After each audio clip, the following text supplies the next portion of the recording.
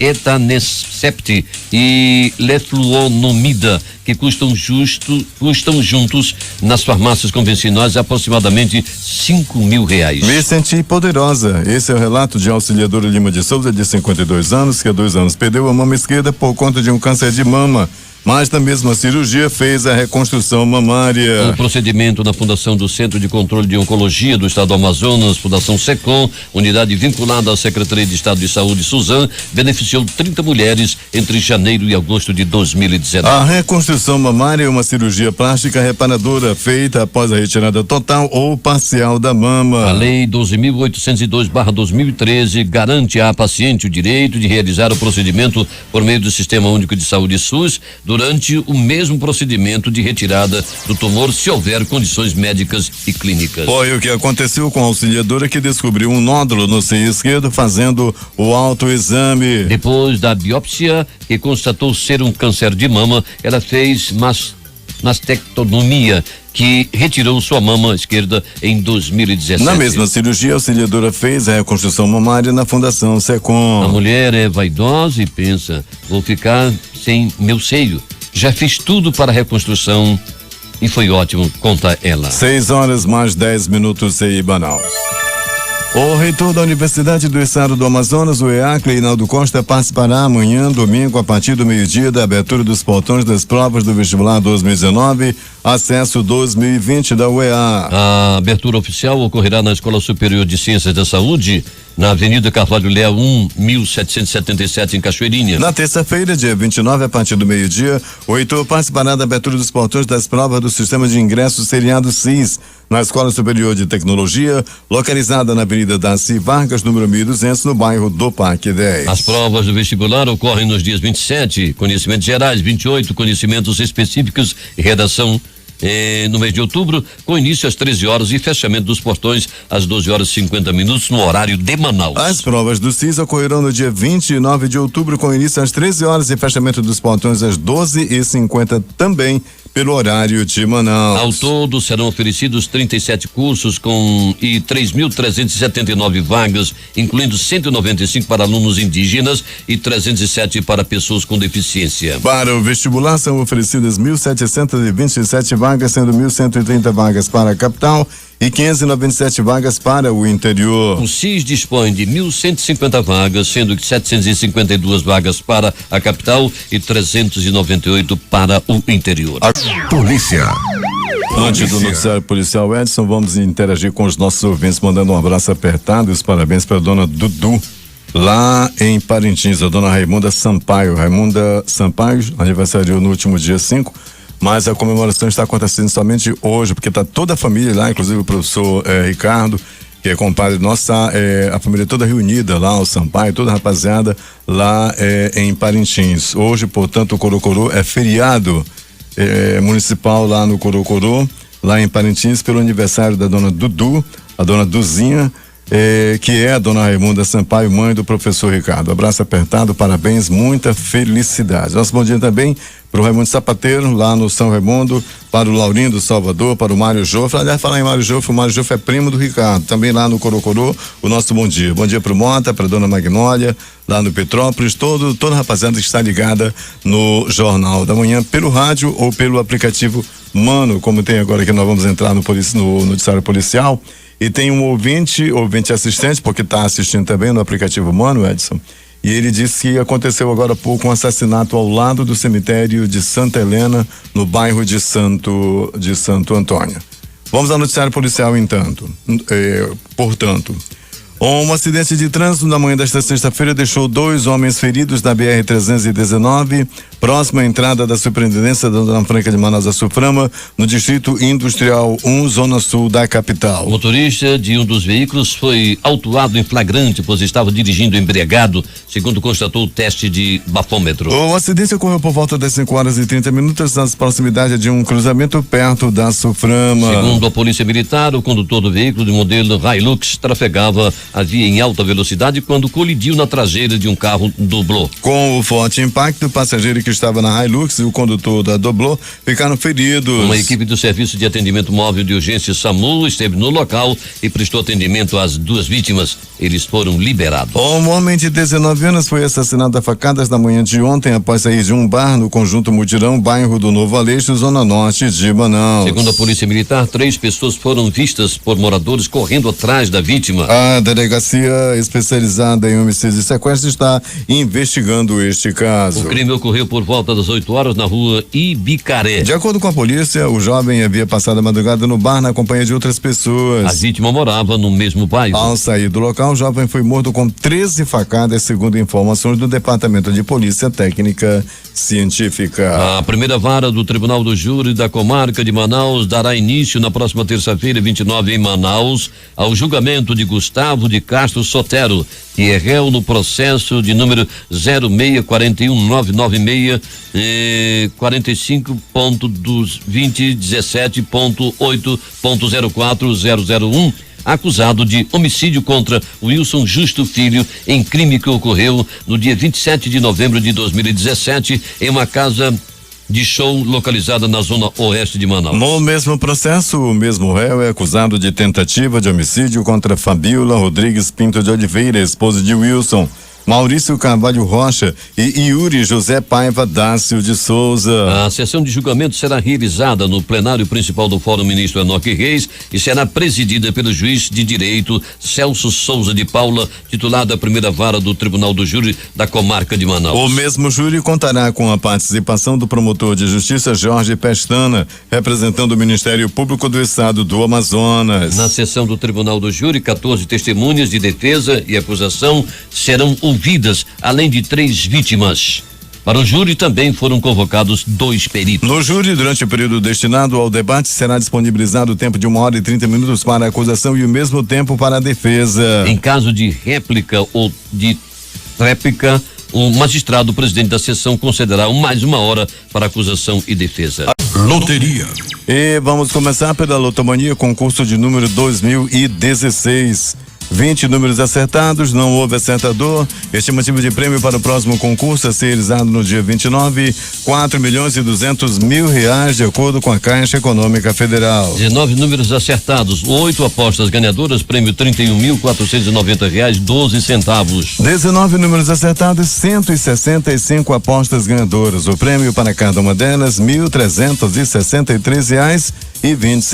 17 números acertados, 1.428 apostas ganhadoras, prêmio R$110,25. 16 números acertados, 7.941 apostas ganhadoras. O prêmio para cada uma delas, R$19,82. 15 números acertados, 32.916 apostas ganhadoras, prêmio R$4,78. O azarão não deu sorte, 0 acerto, não houve acertador. Atenção para as dezenas do concurso de número 2016 da Lotomania, sorteados ontem à noite lá em São Paulo. 02 11 19 25 28 30 37 38 45 46, melhor dizendo, 56 58 61 74 77 82 85 86 88 99 e 00. Vamos repetir para você a dezena do concurso de número 2016 da Lotomania. Confira. 02 11 19 25 28 30 37 38 45 56 58 61 74 77 82 85 86 88 99 e 00. O assunto agora é Loto Fácil, em seu concurso de número 1882, também sorteado ontem à noite lá em São Paulo. 15 acertos, apenas uma aposta ganhadora. É lá de Goiânia, em Goiás, e vai receber R$5.978.396 e mais 66 centavos. Com 14 acertos, 484 apostas ganhadoras, prêmio R$2.300,60. 13 acertos, foram 19.209 apostas ganhadoras. O prêmio para cada uma delas, R$20, prêmio fixo. 12 acertos, 282.002 apostas ganhadoras, prêmio R$8. 11 acertos, 1.621.586 apostas ganhadoras. O prêmio R$4.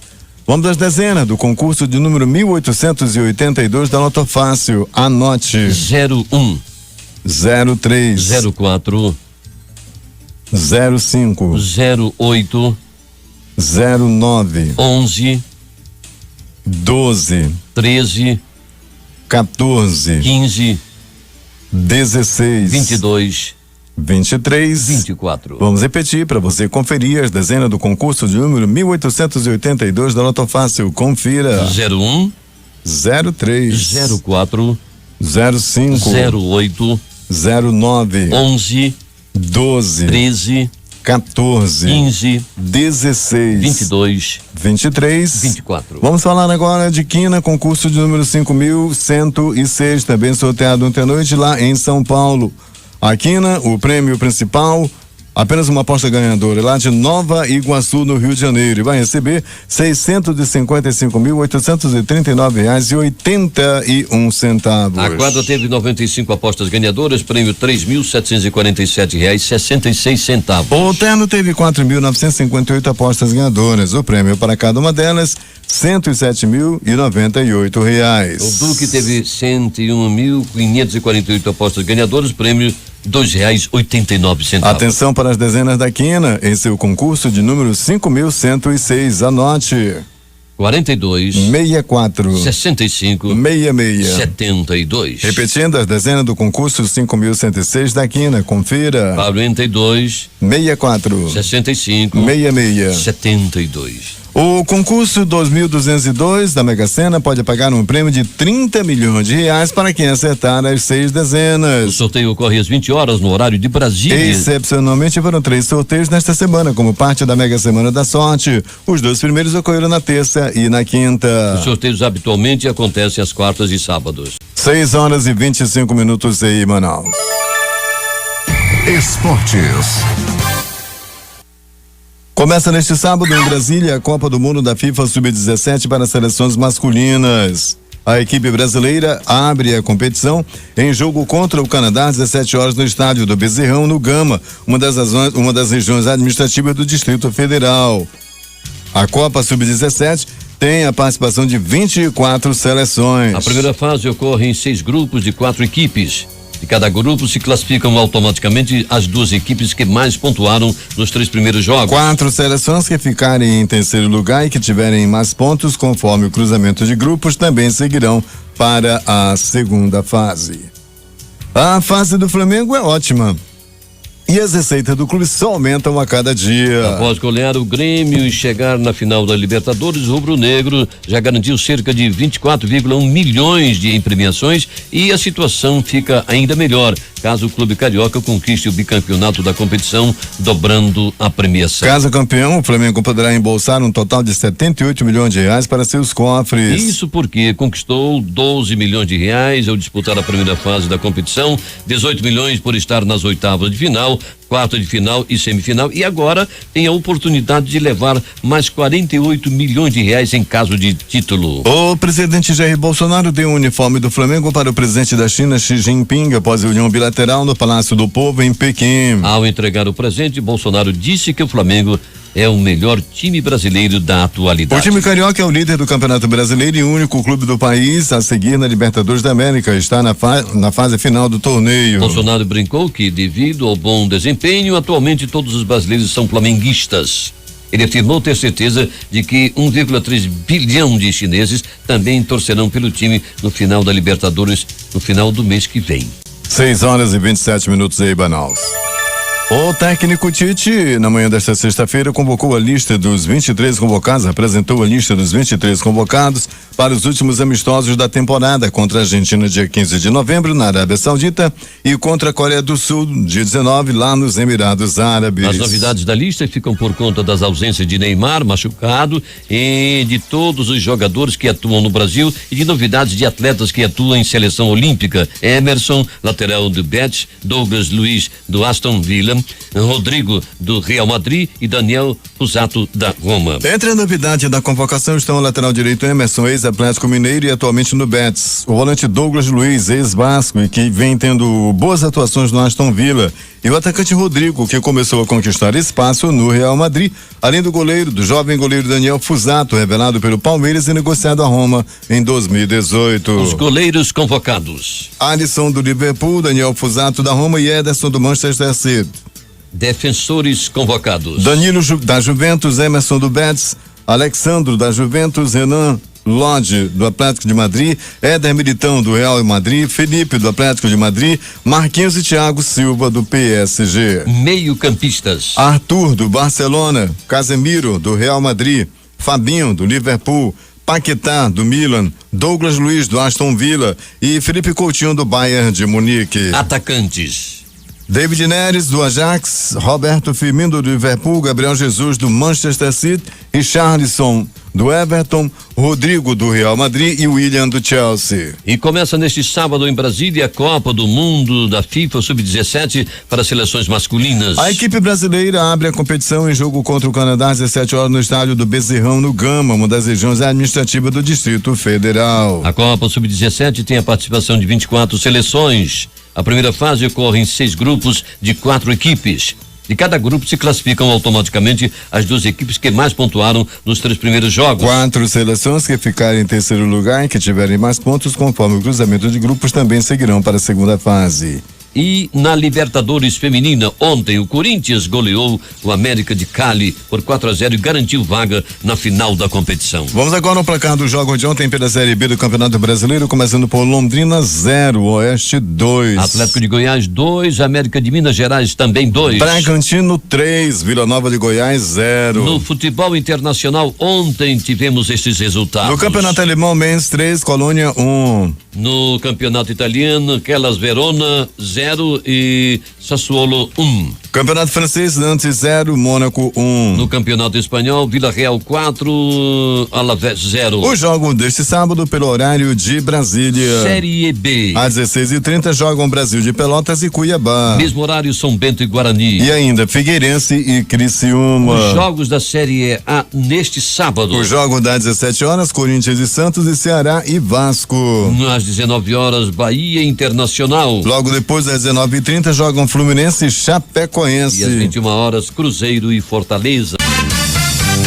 Últimas notícias. O dólar fechou em queda nesta sexta-feira e voltou ao patamar de R$4 em dia de cena externa, mas positiva diante de expectativas otimistas sobre o Brexit e com o avanço das discussões comerciais entre os Estados Unidos e a China. A moeda norte-americana recuou 0,90%, vendida a R$4,0079. O principal índice da Bolsa de Valores brasileira, a B3, fechou em alta nesta sexta-feira, guiado pela alta expressiva das ações da Petrobras e da Vale, após as empresas divulgarem resultados positivos no terceiro trimestre. Durante o pregão, o Ibovespa chegou a superar a marca de 108 mil pontos pela primeira vez. O índice encerrou o pregão em alta de 0,35% a 107.363 pontos. A Agência Nacional de Energia Elétrica, ANEEL, informou nesta sexta-feira que a taxa extra cobrada na conta da luz aumentará em novembro. Atualmente a bandeira tarifária está na cor amarela e, conforme a decisão da ANEEL, passará para a cor vermelha patamar 1. Com isso, a cobrança extra na conta de luz sairá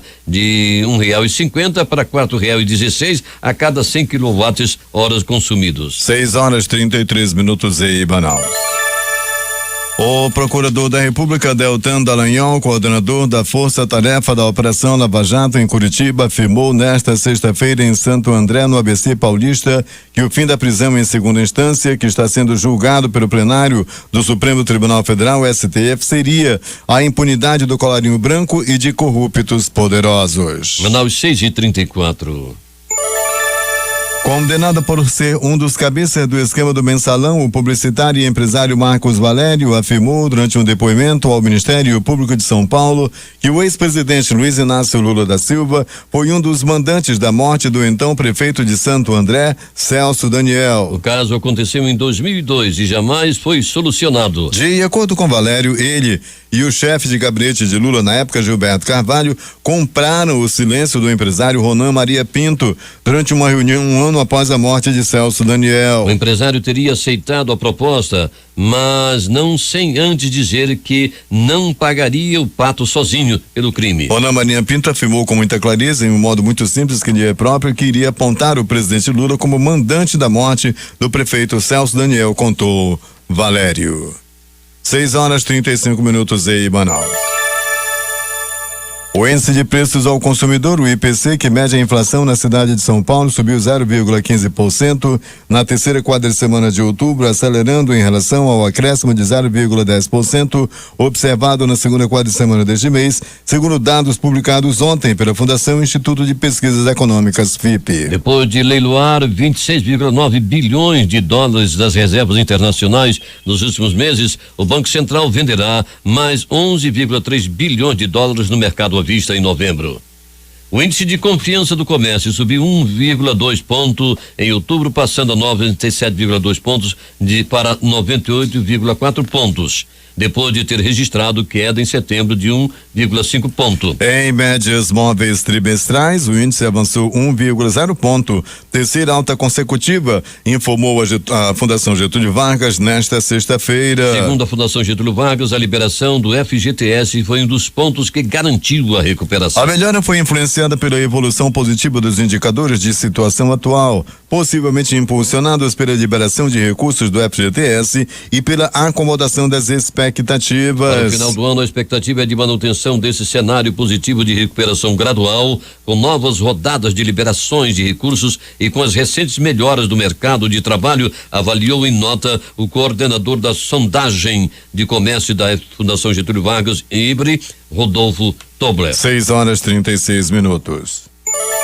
O ministro da Economia, Paulo Guedes, designou a advogada Vanessa Real Canado e o economista Aloysio Pessoa de Araújo para compor o grupo de trabalho responsável por elaborar a proposta de reforma tributária que o governo ainda vai enviar ao Congresso. Vanessa Canado é diretora do Programa de Assessoria Especial para Assuntos Parlamentares da Assessoria de Relações Institucionais do Ministério da Economia e agora também vai atuar como secretária executiva do grupo de trabalho. A portaria com as duas designações está publicada no Diário Oficial da União desta sexta-feira. O grupo de trabalho foi criado no início do mês pelo ministro Guedes, com prazo de 60 dias, prorrogável por igual período, para apresentar o relatório final. O ministro da Economia, Paulo Guedes, quer enviar ao Congresso uma proposta de emenda à Constituição para permitir que estados e municípios em grave situação fiscal possam acionar mais rapidamente mecanismos automáticos para cortar gastos e sair do quadro de dificuldade financeira. A reforma administrativa, que também será enviada na próxima semana, deve permitir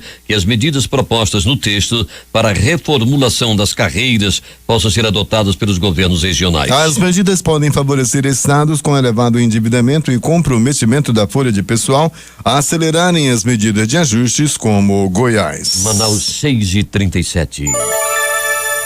Prestes a receber um pacote de medidas econômicas do governo, líderes do Senado afirmam que a pauta pós-previdência vai andar apenas se vier acompanhada de projetos que liberem recursos para investimentos. A equipe econômica se prepara para, na próxima semana, enviar um conjunto de propostas ao Senado para reduzir despesas obrigatórias e apertar o ajuste das contas públicas. Entre as ações previstas estão o corte de salários de servidores com redução da jornada e a suspensão do abono salarial. A condição colocada pelos senadores repete o roteiro de votação da reforma da Previdência, destravada somente após a divisão do leilão do pré-sal com governadores e prefeitos. Na opinião de líderes do Senado, após o Congresso já ter aprovado regras mais duras para a concessão de aposentadorias no país, é difícil difícil defender novas medidas restritivas. O presidente Jair Bolsonaro afirmou que a reforma administrativa pode retirar a garantia de estabilidade dos novos servidores públicos. Ele assegurou, no entanto, que não vai mexer nas regras dos atuais funcionários. A reforma administrativa está bastante avançada. Não haverá quebra de estabilidade para os atuais servidores. Em entrar a partir da promulgação da PEC, proposta de emenda à Constituição, aí pode não haver estabilidade, disse o presidente em Pequim, nesta sexta-feira, dia 25. A proposta é vista como o próximo passo do governo no Congresso após a aprovação da reforma previdenciária. 6h39 em Manaus. O presidente Jair Bolsonaro afirmou nesta sexta-feira em entrevista coletiva na China que o governo estuda um plano de estímulo à empregabilidade voltado para pessoas com até 29 anos de idade e acima de 55. Ele também falou da possibilidade que se haja menos direitos em troca de criação de emprego. Bolsonaro não deu detalhes sobre o plano. Nesta quinta-feira, o ministro da Economia, Paulo Guedes, informou ao colunista Valdo Cruz que ações para a geração de emprego para jovens e pessoas com baixa empregabilidade deverão ser a nova agenda econômica. Segundo Guedes, a ideia é bater o martelo com Bolsonaro após a volta dele da Ásia, agenda internacional que o presidente cumpre até o dia 31. A proposta deverá ser enviada ao Congresso já no mês de novembro. Manaus 6h40. Há 6 dias do Brexit, a União Europeia adiou nesta sexta-feira sua decisão a respeito de uma prorrogação da data do divórcio, enquanto aguarda a decisão do Parlamento Britânico sobre as eleições antecipadas propostas pelo primeiro-ministro Boris Johnson. Os embaixadores dos outros 27 países da União Europeia decidiram definir a próxima terça-feira, 29, como prazo máximo para definir a duração da prorrogação, tendo em vista os acontecimentos em Londres, disseram diplomatas europeus. O prazo de terça-feira não é trivial. Antes de decidir a data, os europeus querem saber se o parlamento britânico vai apoiar em uma votação na segunda-feira a proposta de Boris Johnson de adiantar as eleições legislativas para 12 de dezembro. Um dia após o Tribunal Superior Eleitoral da Bolívia declarar a vitória do presidente Evo Morales nas eleições realizadas no último domingo, a União Europeia e mais 4 países, incluindo o Brasil, pediram nesta sexta-feira uma verificação do resultado. Os governos do Brasil, Argentina, Colômbia e Estados Unidos pediram que a Bolívia permita que a Organização dos Estados Americanos, OEA, verifique o resultado das eleições presidenciais e eventualmente convoque um segundo turno do pleito. O Brasil não reconheceu o resultado das eleições realizadas na Bolívia. 6h41 em Manaus.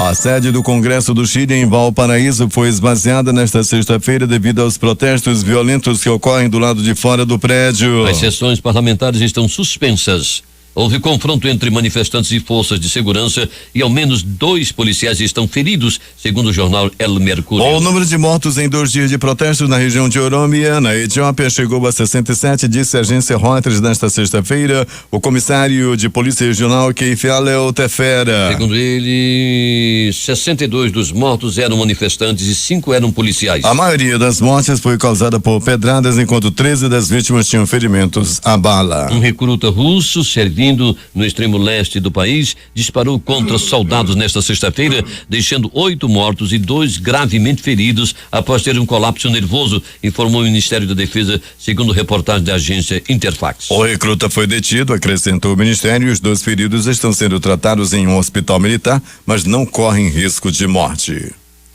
Um alvo terapêutico para o câncer de ovário foi identificado por pesquisadores do Brasil e dos Estados Unidos. Em artigo publicado na revista Cancer Research, os pesquisadores descreveram a ação de uma pequena molécula de RNA e capaz de bloquear o processo de metástase, formação de uma nova lesão tumoral a partir de outra e reduzir o tumor quase por completo ao silenciar a expressão de genes envolvidos na migração celular e no metabolismo energético do tumor. A molécula conhecida como MIR-450A geralmente tem baixa expressão em tumores. Porém, testes em vitro e em camundongos mostram que quando superexpressa, aumentada a célula, pode ter efeitos positivos no tratamento do câncer de ovário. O estudo foi realizado no Centro de Pesquisa, Inovação e Difusão, financiado pela Fundação de Amparo à Pesquisa do Estado de São Paulo, a FAPESP, na Universidade de São Paulo, em Ribeirão Preto. contou com a colaboração do professor do Laboratory of Musical Stem Cells and Gene Regulation do National Institute of Health nos Estados Unidos, Marcos Hefner. Trata-se de uma molécula promissora, podendo desenvolver no futuro a nanotecnologia, estratégias terapêuticas contra o câncer de ovário, disse o pesquisador do Centro de Terapia Celular e coordenador do estudo, geneticista Wilson Araújo da Silva Júnior. 6h44 em Manaus. Vamos aos destaques de capa dos jornais, dos principais jornais do Brasil. Começando pelo Globo do Rio de Janeiro, que destaca: foragido da Lava Jato, Rei Arthur é posto em liberdade nos Estados Unidos. O que diz o Extra? Limpeza de óleo em praias do Nordeste deixa voluntários doentes. Principal matéria de capa do jornal A Folha de São Paulo. Tribunal nega pedido de Lula e mantém julgamento sobre anulação de sentença do sítio. O que diz o Estado de São Paulo? Mais de 1 milhão de pessoas saem às ruas em Santiago, mesmo após concessões de Pinheira. Vamos até o Planalto Central com a principal matéria de capa do jornal Correio Brasiliense. Privatização do Banco do Brasil será inevitável, diz presidente da instituição. Em BH, destaque do Estado de Minas. Marcos Valério aponta Lula como mandante da morte de Celso Daniel, diz revista. No Recife, principal matéria de capa do Jornal do Comércio, Centenário Jornal do Comércio. A ANEL anuncia bandeira tarifária vermelha para novembro. Fortaleza, Diário do Nordeste. Universitário é preso, suspeito de integrar grupo que estuprava estudantes dentro da UFC. E por fim, vamos até Porto Alegre com a principal matéria de capa do jornal 0 Hora. Disputa de poder coloca índios gaúchos em pé de guerra no norte do estado. Termina aqui o Jornal da Manhã. Participaram desta edição reportagem de J. Rai. A técnica foi de Jean Santos e Hernandes Sampaio. A apresentação de Edson Melo e Eduardo Silva.